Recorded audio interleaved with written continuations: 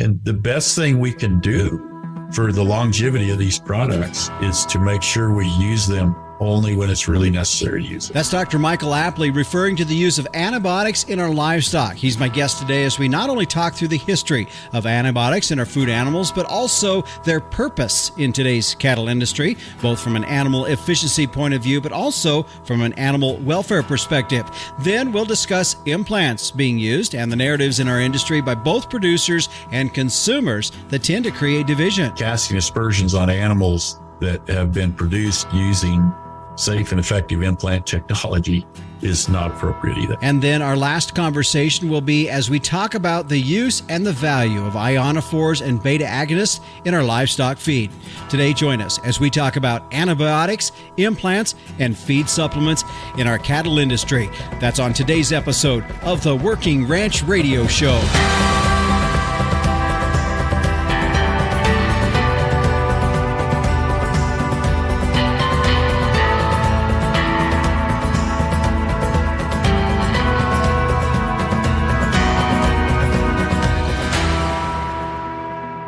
Hi, everyone. This is the Working Ranch Radio Show. I'm Justin Mills, your host, and thanks for joining us on our program. As you heard there in the opening, we are diving into a pretty deep topic here today as we look at the use of antibiotics and implants and feed supplements in our livestock industry. It's a topic that it's going to get kind of detailed, but at the same time, a lot of powerful information in that, and also useful information when you get into the point where you may have to have an educated discussion with somebody about the products that we use in our industry. So we'll get into that in just a moment. I'll introduce our guest. Just a reminder as well that meteorologist Don Day will be on later in the show as we get a look at our long-term weather. And of course, the Captain Tim O'Byrne, publisher of Working Ranch Magazine, will be in for this week's edition of Tim's 2 Cents. But joining us here today as our guest is Dr. Michael Apley, DVM. He is the Frick Professorship in the College of Veterinary Medicine at Kansas State University. And Dr. Apley, thanks for joining us here today on the Working Ranch Radio Show. Thank you.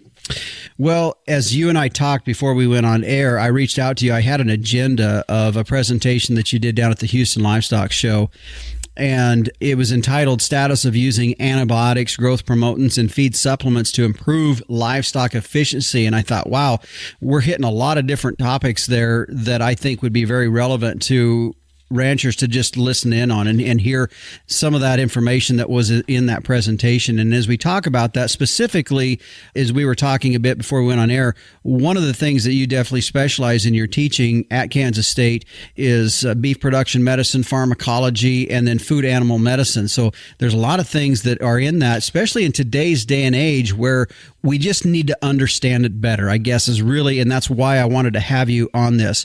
Let's start first of all with antibiotics. And as we were talking before we went on air, you said, it's really interesting, the history, to go back and look at the history of antibiotics in our culture, in our society, and then its use later on in food animals. Explain what you meant by that. Well, one of the examples I use with our students is my mom's still with us, and she was born in 1935. So when I go home and give Mom a hug, I hug the real history of antibiotics in our society. And we got the sulfas in 1935. And, we all know that Alexander Fleming kind of stumbled onto penicillin in 1928, but we really didn't get the penicillins used until about 1942 when we got mass production of them at the start of World War II. So our societal and species experience with antibiotic use has really been a lifespan. Mm-hmm. We all have people in our lives that are the lifespan of antibiotics. And if you go back and look at the approval of antibiotics, there was really kind of a golden age when we were discovering new groups right and left. And that went from the very early 40s. We got the tetracyclines in the late 40s. But it went from the early 40s to the early 60s when we got a whole bunch of our groups, and we've had some more since then. But the last time we got a new antibiotic group released, and this was in human medicine, but we now use some of them in veterinary medicine and in food animals, was the fluoroquinolones, and that was 1978. That was the last time we got a new group. And everyone listening will remember when we got some new antibiotics for like respiratory disease in cattle, in the early 2000s and into the early teens. Yes, we did. but they weren't new or novel groups. They were new members of existing groups, and those are important. Those are important advancements, but they're not a new group. So we went through this age of, we always had a new antibiotic to address anything that was resistant or not working, and we're well past that now, especially for food animals. Mm-hmm. So speaking of food animals, when did we really start to see that use pick up and that evolution of the utilization of antibiotics in our food animals? My dad, who was also a veterinarian, remembers growing up in Washington, Kansas, Northeast Kansas. And as a child in the early 50s, they got their first bottle of penicillin that they got from a local pharmacy. And he talks about using it on calves that were sick and, how miraculous it was. In 1949, there was a advertisement in Wallace's Farmer about Oreomycin ointment for udder infections, and that's a tetracycline. And then there was one in 1950 for Gooch's Best Pig and Sour Meal with Oreomycin in it. And that was when they were discovering that adding antibiotics to feed not only helped with health, but also improved performance, feed conversion, and rate of growth. And so that was part of that was actually because they started to develop more and more tetracyclines, and they said, we need to find a place for these to go, and we're saturating the human market. And then they looked to veterinary medicine in the animals. And, in the Washington Post in 1953 had a quote, "The antibiotics are becoming wonder drugs to save food crops. Give us more and tastier meats, even aid in making beer and whiskey." So they were it seems like everywhere you look, there was a place that they aided in some shape or fashion. And the advertisements continued with, really, really being clear that these were part of our production.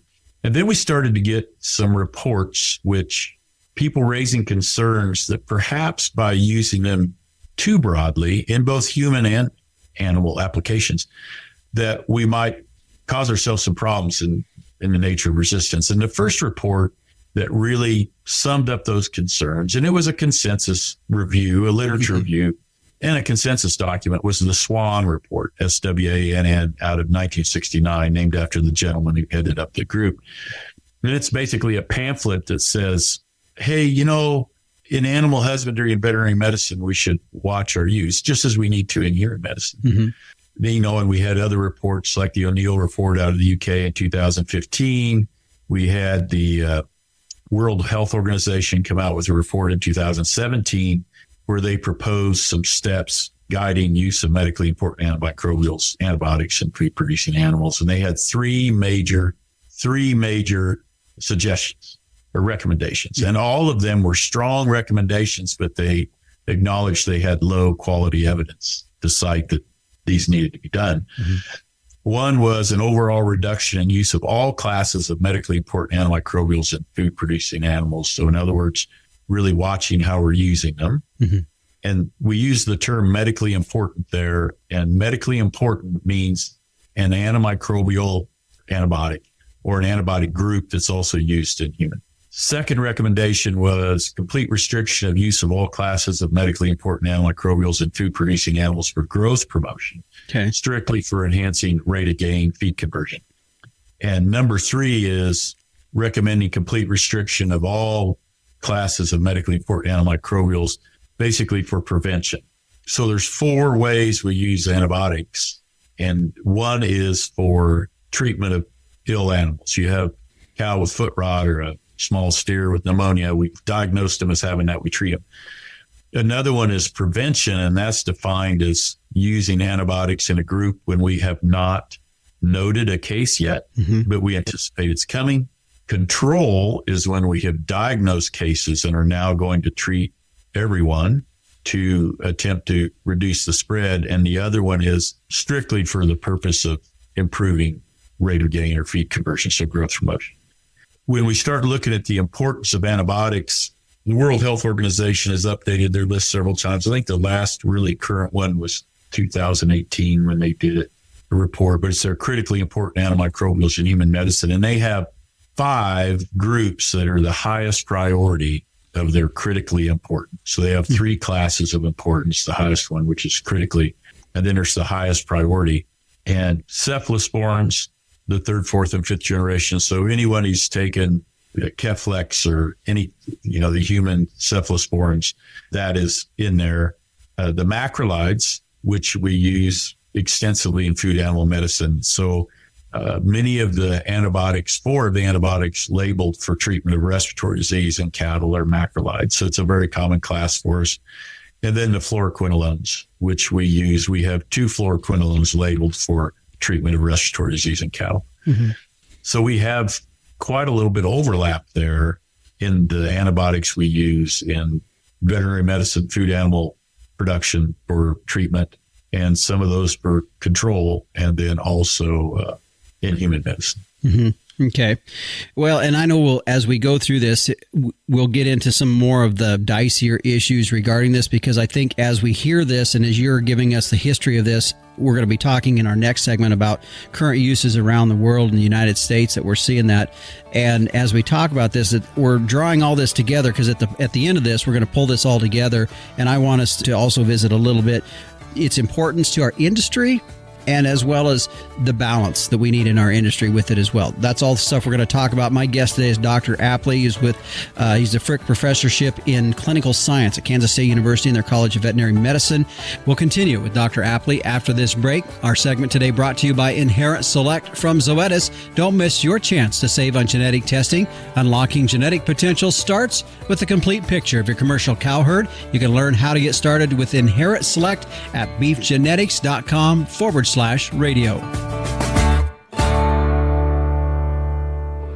What if your commercial beef herd could be better than you thought possible? Genetic testing can help give you more confidence about what your herd is made of, and more importantly, what it can be.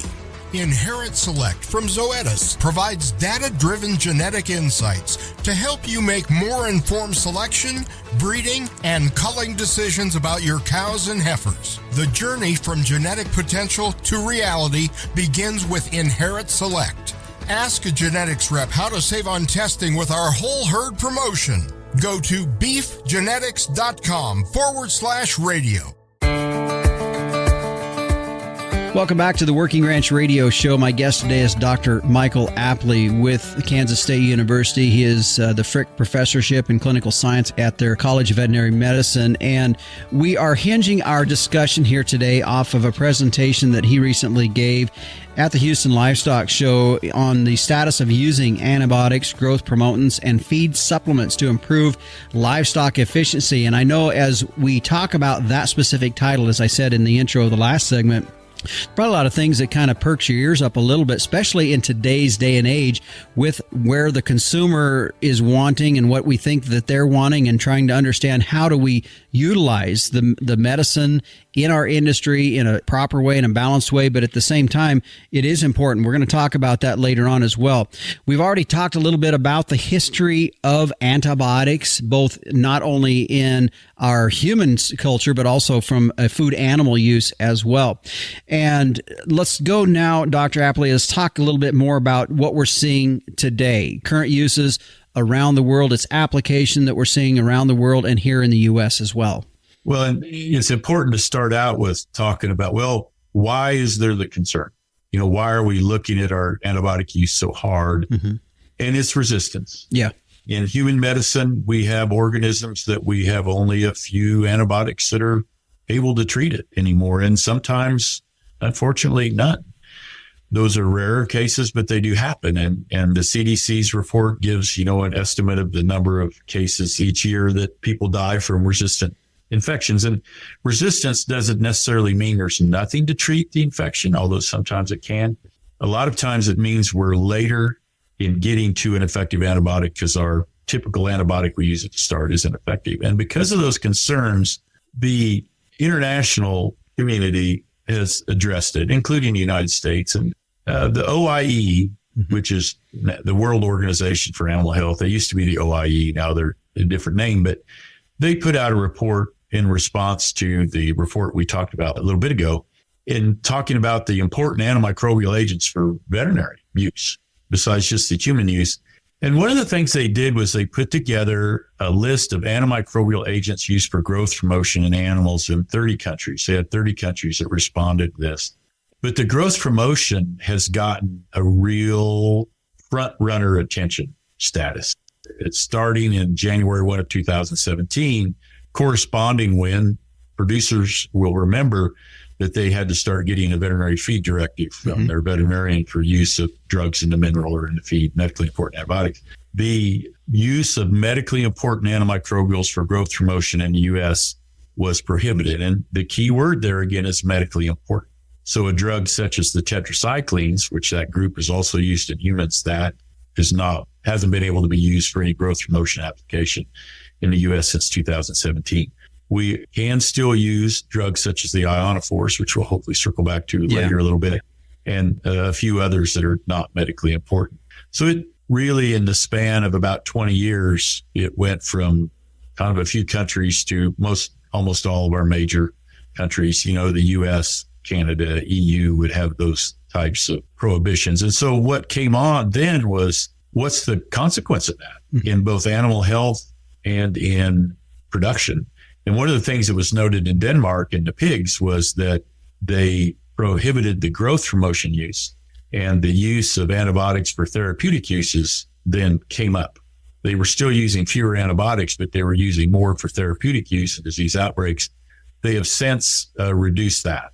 And anytime you have a country that's, promoting their low use as a reason, for their buying their pigs or whatever, there's always controversy around how the numbers were done, et cetera, and what all it means. But so there's now, get close to 30 years of experience in a lot of countries without the growth promotion use of those. And right now, when you look at the next steps that's going on across the pond, if you would, from a 2020 publication, they are saying, here's where we think we're going.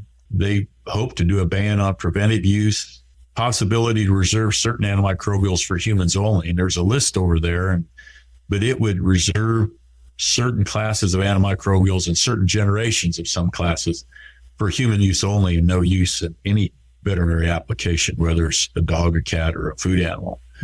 The list as it stands right now wouldn't really touch that many that we currently use in food animals in the United States. And of course, there's the controversy of the European Union saying to import your product, you have to produce it according to our standards, which is obviously quite controversial. Yeah. But so we've evolved to the place now where we are looking at how we monitor antibiotic use and get a picture of what's going on. And one of the things I sometimes get from producers is they're offended. Like, we're insinuating that they aren't taking good care of their stock, or they're not trying to use these antibiotics appropriately, and that's not the intent at all. We recognize everyone's commitment to the health of their animals, but still, when we look at the overall resistance issue, we do need to preserve these valuable products that we haven't had for that long. And, just treating a cow in one of your pastures up there for foot rot on a Tuesday morning, is that going to cause resistance in a hospital in New Jersey next week? Yeah, I'll have a hard time making that connection. Could widespread use of an antibiotic in food animals perhaps select for a salmonella or an E. coli that could be passed to people or potentially through the food chain? When you start talking about through the food chain and the food chain we have here in the United States, that gets less and less of a possibility, but it's not zero. And even though a big driver of the conversation is the potential for our use in food animals to have an effect on the ability to treat disease in humans, still, we also have to say, what about our ability 30 years from now, 20 years from now, to treat our own diseases in food animals? And I'm not saying the sky's falling, but we do see some resistance in some of our pathogens. And resistance could be a whole nother radio show. Yeah. We could spend the whole time just talking about what resistance is, how we define it, how it travels, all those things. I had a friend explain to me that if you understand antibiotic resistance, it hasn't been adequately explained. Pretty complicated. Yeah, it is. And it's not saying people aren't smart enough to do it. It's just a lot of us study it all the time, and there's still a lot of we don't knows. And so it's a big old complicated issue. And where it comes down to is the benefit of use versus the risk of use, because antibiotics are one of the few drugs we use that by using it in a widespread manner, we can degrade the ability to use it later.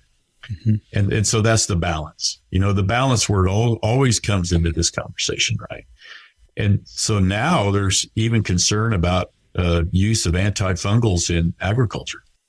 Could we, and we have some resistant fungi. One of the top 5 resistant organisms, Candida auris, is the fungal organism in the humans that we're seeing significant resistance in. And, that's not saying agriculture's doing it, but we're in on the conversation. Yeah. Well, and there's a lot of things agriculture gets brought into the conversation, whether we're talking antibiotics, whether we're talking climate change, whether we're talking, as you just mentioned there, on the antifungal and those conversations. So we really need to be aware of some of those conversations that are going on. My guest today is Dr. Michael Apley with Kansas State University. We're going to continue on. Coming up after this break, we're going to get into talking about implants, and later on, we'll be talking about ionophores and beta agonists. We'll be back on the Working Ranch Radio Show after this. Capitalize on crossbreeding with Geld-V and Balancer bulls. Raise replacement females with added fertility, increased longevity, and greater productivity. Geld-V and Balancer influenced females wean more pounds of calf per cow exposed. In the feed yard, Balancer influenced cattle offer increased performance, improved feed efficiency, and have excellent carcass merit. Balancers add the pounds, make the grade, and deliver the value. Make your crossbreeding count with Geld-V and Balancer genetics. Welcome back to the Working Ranch Radio Show. My guest today is Dr. Michael Apley. He is the Frick Professorship in Clinical Science at Kansas State University in their College of Veterinary Medicine. And Dr. Apley, as we were talking about in the last segment, more of what we're seeing with current uses around the world in the United States in antibiotics, and off air, I was talking about the quote that you mentioned in the last segment of we're weighing out the benefit of use versus the risk of use. And I know in our society today, you talked about that in the last segment, there's always that conversation about balance. And then the other term, of course, resistance, as you said, is quite a complicated issue or a conversation just in itself of understanding that. And I mentioned to you that I think for a lot of us, we don't want to see overuse. We don't want to cause an issue in our industry. But I can tell you, if we don't have these antibiotics, our industry looks way different as well. That's right. And so we did a study in feedlots, and it was not a statistical sample of the industry. And we repeated that work. We did 4 years worth and are on another project now. And this was a cooperative agreement with the FDA.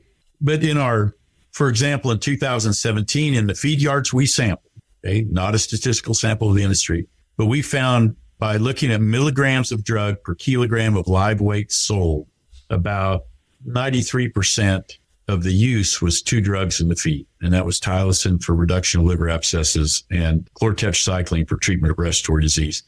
If you look at regimens per animal year, another way of looking at it, it was like 78%. There are 2 different metrics for looking at it. But it's the majority. And so sometimes we get really concerned because we think, well, we were talking about we got to stop treating ill animals. No, the actual acute treatment of an acutely ill animal, that it's got pneumonia, it's got foot rot, it's got pink eye, when you look at the overall use, it's really relatively small. Mm-hmm. And the larger use is for other purposes. The one is treatment of respiratory disease, but the other one is really it doesn't have prevention or control on the label, but it's reduction of liver abscesses. So those rightfully gain a lot of our attention. I've done a literature review looking at the effect of the macrolide, tylosin, for reduction of liver abscesses. And you look at all the data, and it's pretty hard to find a really big, clear signal that we are selecting for something that would cause an issue either in our cattle or in human. So whenever I hear generalities used to describe the risk of antibiotic use, I become very concerned because there's a lot of data there. And it's when we also look at our efficiency, our contributions to whatever, and our use of commodities, these have a real benefit for us. Mm-hmm. So that balance word is something that we need to continue to be part of the conversation. I know NCBA is, there's a lot of producer groups that are part of this. Our American Association of Bovine Practitioners is very actively involved in a lot of these. The American Veterinary Medical Association is actively involved in them. our next thing, since growth promotion's kind of past us now, is addressing prevention and control uses of antibiotics, where we'll really be addressing. Well, and as I hear you talking about that, I guess the thing that come to my mind, and I think this is in one of the 7 habits of highly effective people, if I'm not mistaken, is seek to understand is one of the points in that. And as you were talking about that, we can really get ourselves wrapped up in the complicity of everything. And it is there, as you said. I mean, we could put a show together on some of these different things that we've already talked about here today. But I think the worst thing that we can do is go down a certain road regarding this particular issue of antibiotic use in our industry and go down a certain road and say, well, this is where it needs to be, when really it's hard to understand this. And I think we just have to be open-minded with where this is going and understand not only, there's overuse, but we can't necessarily not, because there's some elements that it's providing in terms of efficiency to our industry that is pretty critical. Pretty important. Well, and the ability to address health issues. Yeah. So and just like people, animals get sick, and then there's the argument of the production environment and its effect on that. But the animals get sick just like people, and we want to be good stewards of the animals and take care of them. And there are what I think are bright spots. I just about a year ago came off of the Presidential Advisory Council on Combating Antibiotic-Resistant Bacteria. There were 15 voting members and 10 members representing different parts of, different things that participated in conversations. And 5 of us from food, animal, and veterinary medicine, and 10 from human. And we did a lot of exploring things together. And it's, again, the Presidential Advisory Council on Combating Antibiotic-Resistant Bacteria, or PACCARB. And if you Google PACCARB, PACCARB, you can go to their website and look at a lot of the reports. You can actually go through the meeting agendas, and we have experts come in and testify. If you have an interest in antibiotic resistance, you should definitely tune in on PACCARB and see what they're doing in their meeting. Okay. All right. We've got a little bit time left in this segment. Let's talk about implants, because I know that's something that always comes up in the conversation as well. Implants is short and sweet for me. They have been approved as safe and effective by a rigorous approval process through the FDA Center for Veterinary Medicine. We've been using them for years. The amount of any hormone added to the animal over their base amount is minuscule. That's why they've been approved as safe and effective. They have been prohibited in other parts of the world, and we won a suit with the World Trade Organization about that they are in fact safe and effective. I remain convinced of that, and they do great things for us in allowing us to produce beef efficiently. And then we have issues sometimes in exports for like zearalenol, which you'll know as trade name Ralgro. That can actually be produced naturally by some Fusarium species in feed. The animal could absorb that, and through metabolism actually have very trace amounts of that hormone in them from a natural source. So we always have to deal with that if it's detected. And that's one of the things today also, is that our ability to detect these different chemicals every 3 to 4 years goes down by a factor of 10. When I was doing my PhD back in, well, I hate to say this, but finished in 1992, I was playing around with a mass spec with fluorescence detection, and I could get down to the low parts per million. And the last study I did here, we were in the parts per trillion, easy, with a triple quad mass spec. And so we detect things now that we go, I wonder what the relevancy of that is. We can detect, a molecule in a swimming pool type stuff.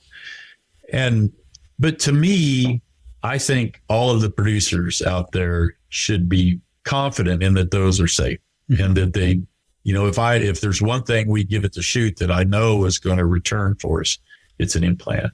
I'm not casting aspersions on people who choose to produce animals without that. That's fine. That's what we do in this country. People choose their way of producing and choose their way of consuming, and that should be no other way. But I think casting aspersions on animals that have been produced using safe and effective implant technology is not appropriate either. Yeah. And I agree with you there. I think, I grow our calves and our cattle a certain way. And that's one of the things that I've always been frustrated with in our industry is when one way looks at the other way and says, well, our product is safer or better. And that's a little frustrating because we already are divided enough in our industry, whether it's on political issues or various trade issues or things within our industry, that when we start making even further divisions based upon claims, like you're saying, that maybe don't have the validity to them like they used to. And I might get some emails from this, I don't know, regarding some of this, but I just don't like to see the divisiveness of saying, well, our product is safer than that product. I feel that's not in the best for our industry overall. Yeah, and I fully support the choice, and but am always open to have a conversation about the actual implications of one way of production or the other. And sometimes it's a lifestyle choice, if you will. I don't choose for anything, quote, not natural to be used in them. Fine, good deal. Happy to make sure you have product for that. Mm-hmm. But let's just be straight up about the actual indications. And there's several reports, for example, saying that organically produced product is not safer or more nutritious than ones produced under other methods. Mm-hmm. I just looked at one of those papers the other day. Again, those who wish to have naturally produced or organic, power to you. But I tell you, I hate to use the word conventionally, but in our freezer at home and for my family, there is beef that is produced using modern technologies, and I'm completely comfortable that it is safe and wholesome for my family. So, yeah. I think too, as you said, I'm an absolute believer in choice in terms of how we want to raise them. And I think if you can get the money, the value out of the product you're selling, however you need to do it, figure it out. The best way to get the best return on your investment, if you can get paid for an all-natural product, then absolutely, because there are buyers. There are people that want that, and that is just fine. At the other side of it, you just got to weigh that out. And I think that's the pencil needs to dictate a little bit of that and not maybe things that we factually can't really put into true facts. Let's take a break here. When we come back, we've got one more set of subject topics that we're going to visit with Dr. Apley about, and that is we'll get into talking about ionophores and beta agonists. We'll be back on the Working Ranch Radio Show after this.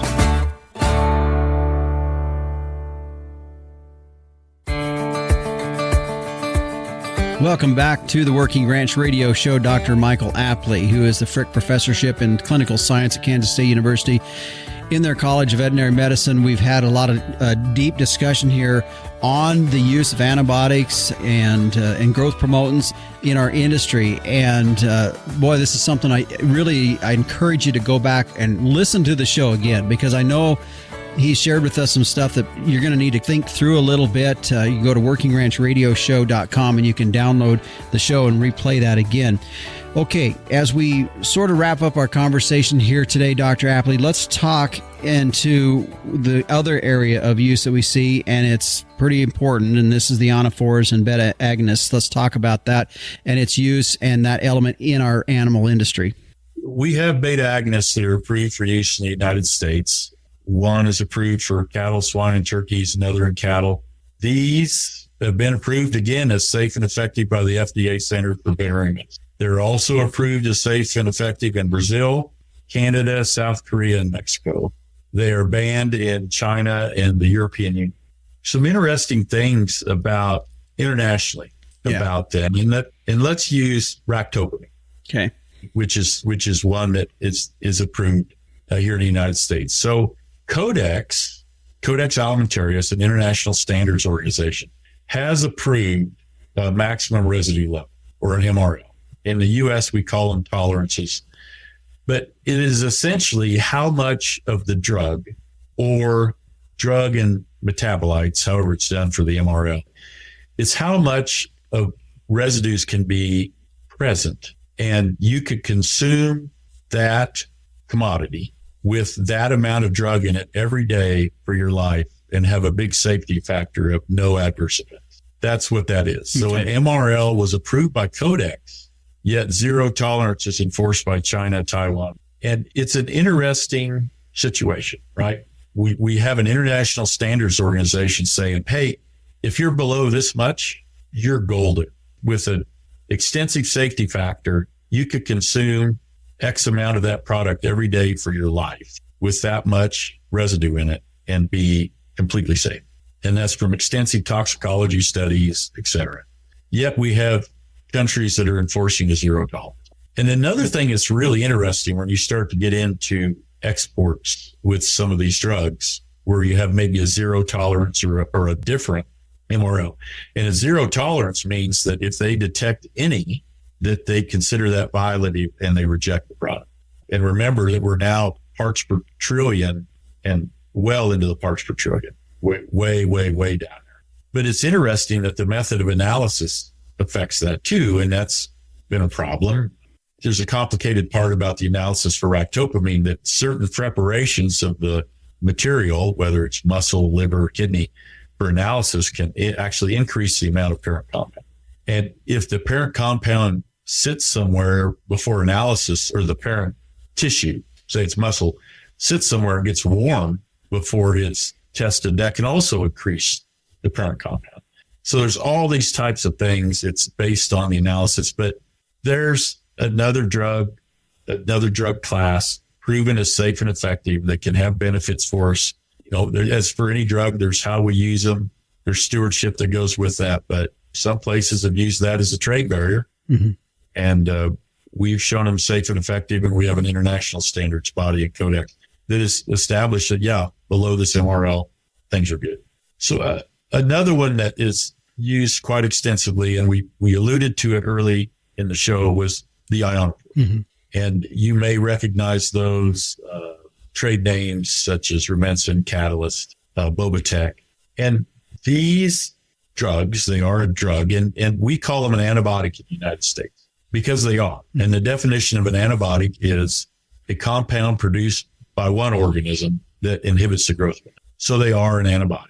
And so if someone says antibiotic free with no asterisks, they might take out the ionophores also, because in the U.S., we consider them an antibiotic, again, which they are. Mm-hmm. In Europe, they fixed it by just not calling them an antibiotic. They call them anticoccidial. So, well, let's just change the name, fix that deal, right? But in the U.S., we're honest about what they are. But they are a non-medically important antibiotic, and I have yet to see any piece of data that would suggest that they select for any type of resistance that would have an issue in cattle, any animal, or people. So there's one that we call them an antibiotic. They are, but I just see no drawback at all of using it. They help control coccidia. They do a great job of controlling coccidia in cattle and in poultry. Mm-hmm. They help us improve efficiency and some of them rate of gain in cattle. So we have some technologies to me, beta agonists, ionophores, and our implants that to me are, wow, there are benefits all the way around. They improve our efficiency. They help us with animal health. And I'm just looking for a safety concern from them when used properly. Mm-hmm. You know, our discussion of antibiotics would show that the resistance thing, I don't pretend to understand it. I think if you were to say the resistance problem in humans is 3 foot tall, our contribution from food animals to that is definitely way down in the inches, way down in inches. That may be an overgeneralization or maybe links I don't understand. I don't think there's such a thing as completely isolated bacterial populations, but it all goes back to being smart for all these technologies, smart about our use, knowing how to use them appropriately, putting them in place at the appropriate time, appropriate dose. If there's withdrawal time, adhering to that, using them as they've been shown to be safe and effective, being actively engaged in the conversation about their use, how we use them safely and effectively. If you're a beef producer, be BQA certified, go to meetings, learn about this stuff, read actively, and understand what you're using. Mm-hmm. And how you're using it. And being a veterinarian, I really urge you to have a veterinarian in your planning process, mm-hmm. Working with you as a producer. And I've got a lot of respect for producers. We do a hard job. Mm-hmm. We work hard. We take care of animals, and we produce wholesome food for our fellow people. And a lot of these technologies are a good part of that. And you know what's going to happen? We're going to continue to learn more about the place of each one and the risk versus the benefits. We're going to continue to learn more about that. And I look forward to us doing that. Mm-hmm. Dr. Apley, we just got a short time here, but I want to ask you two questions and have you briefly give me your thoughts on these. And they're two questions. They're kind of similar in nature, but that's this. From your study and your research and the things that you have seen and know, we're going to start first with the consumer side of things. What is the biggest frustration that you have with the consumer and the perception that's out there with beef and antibiotics? I think some of it is how we use them and the groups that are being used, the classes that are being used. You know, like fluoroquinolones and cephalosporins make up a very, very small part of what we use. And I think the reason for what we do, and I'm not going to paint us with a rose-colored brush, but by and large, we have a reason for what we're doing, and we're using ones in a manner for which they're intended to be used. And I think that's something for people to understand, and that used appropriately, antibiotics have a real place in the welfare for the animals we produce. Again, as in any industry, we have room to grow and room to improve, but I think by and large, we make real efforts to be on top of how we're using them and use them to protect the welfare of the animals we raise. You bet. Now, I'm going to ask the same question, but I'm going to now direct it to those of us, like myself, that are raising these animals, that are going to become the future dinner for somebody in a celebration festivity where they decide they want the best meal out there, so they order beef. And so for us as ranchers, from your perspective, some of your frustrations and or concerns regarding the antibiotic use and this whole subject within our industry from a rancher side? Well, I'd say not everyone who questions our practices wishes us ill. You know, I've worked with some really sharp people that have legitimate questions on why we do what we do and where this is and the implications of how we use them. I think that's it. It's not you're either for us or against us, right? Mm-hmm. We can have these conversations. And again, back on Pack Carb, we had some great conversations about the uses, why we use them in both human and veterinary medicine. And we all have our problems and we all have our challenges with health. And I just encourage everyone to be real introspective on how we're using them ourselves. Ask lots of questions. And the best thing we can do for the longevity of these products is to make sure we use them only when it's really necessary to use them. And my goal is for us to have these valuable tools 3 generations from now, that we're still able to protect the welfare of our animals. When I see an animal walking by with foot rot or pneumonia, I'm able to do something about it that has a real effect. And again, not saying the sky's falling, but we have to be thoughtful in how we continue to use these valuable tools. You bet. Well, we've dove deep on this subject, and I sure appreciate your conversation on this. Very, very informative, and I appreciate your final comments because I think that's good really for a lot of us to not be so hard-jawed on a stance on some of this and realize that, you know, we need to think through this. And as you said, too, you know, make sure we're using these in the intended form that they're planned to use because we do want them around for a long term. It is about the welfare of our animals. We do want these products around for a long, long time. So, Dr. Apley, thanks for joining us here today on the Working Ranch Radio Show. Thanks for having me. You bet. And again, my guest today, Dr. Michael Apley with Kansas State University.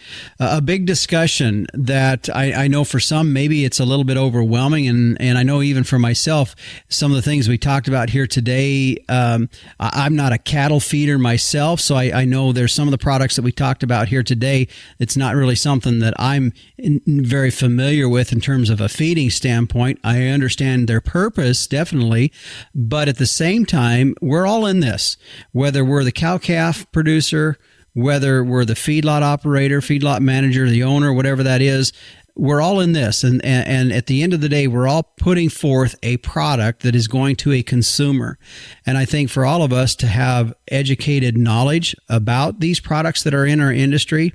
And one of the other and final things is, and we talked about that, I believe, in the segment where we were talking about implants, is to not be disparaging against how one person raises product versus the other. I think that is one of the things that could really be harmful when we start jumping into some of the agendas that we see in society today and trying to use those agendas to sell a product and then be disparaging against other folks within our same industry. That's a concern to me, and I think our subject here today really was more about educating us on these uses, how they're used, why they're used, and again, at the end of the day, as he would said, we need to use them right. If we want to continue to have these in the long run, then we need to use them right as well. So a deep discussion here today, as I said before. And again, if you have any questions or comments about it, please feel free to send me an email at justin.workingranch@gmail.com. We're going to take a break here. When we come back, the Captain Tim O'Byrne will be in with this week's edition of Tim's 2 Cents, and we'll hear from meteorologist Don Day with a look at our long-term weather. We'll be back after this. Looking for the perfect gift for a gardener or weather enthusiast? Introducing the Tropo, a precision rain gauge that has revolutionized both reliability and convenience. Expertly engineered by meteorologists, the Tropo gauge boasts rugged durability, impeccable accuracy, and precision to the 100th of an inch. Visit measurerain.com to order a Tropo today and use code RAINDAY. That's RAINDAY for free shipping and 10% off. Go to measurerain.com.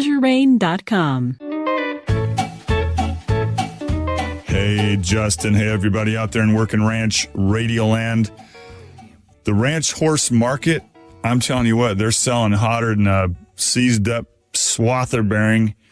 And this next issue, our summer issue, Working Ranch Magazine, we will run once again the Equine Care Catalog.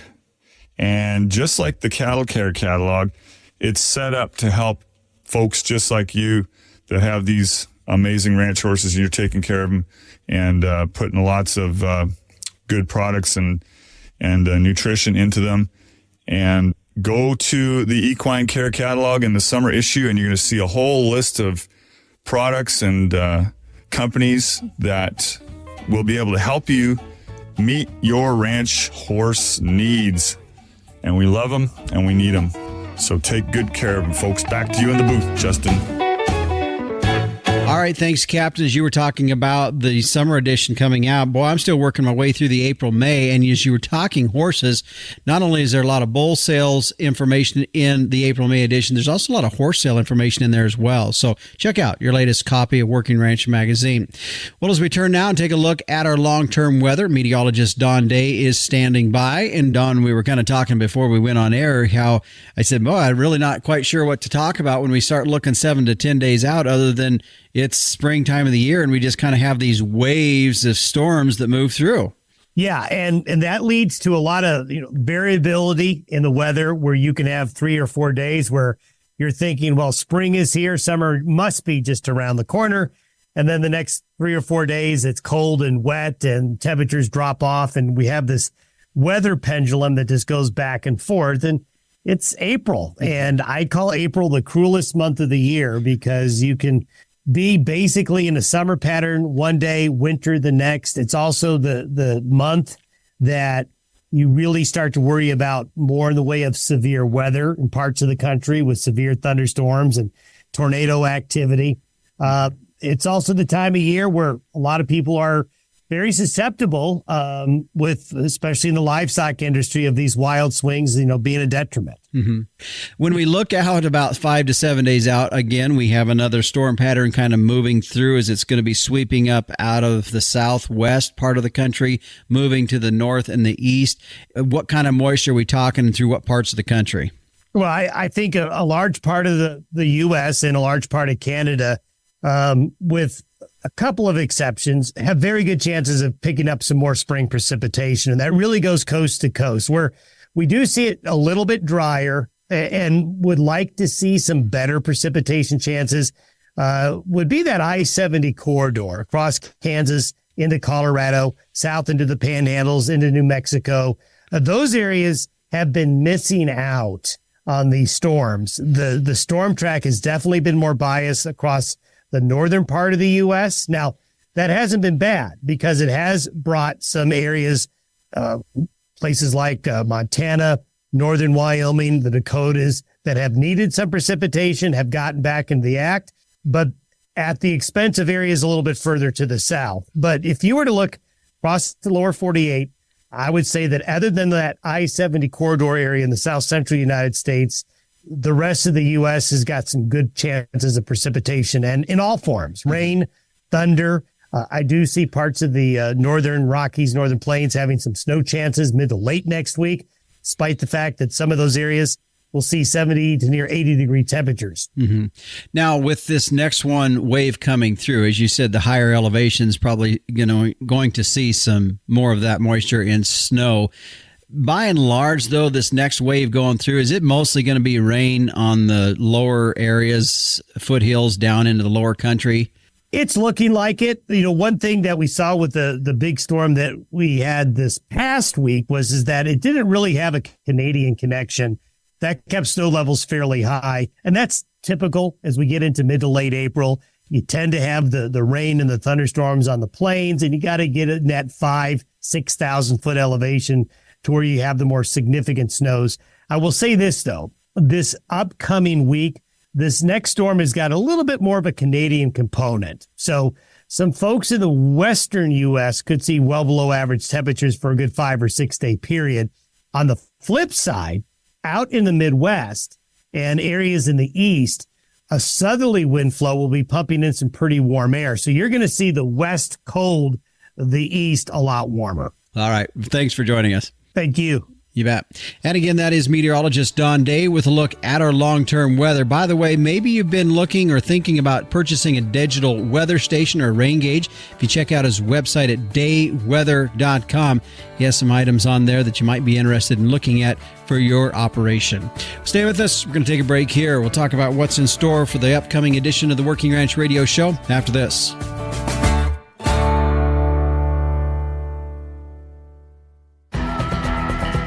I want to pass along a note I got from my friends at the American National Cattlewomen's Organization. They're going to be having their Wired Conference coming up on June 7th and 8th. This year, hosting it up in Columbus, Montana. So you can visit the Big Sky State there. And you're saying, well, why are we talking about it now? That's in June.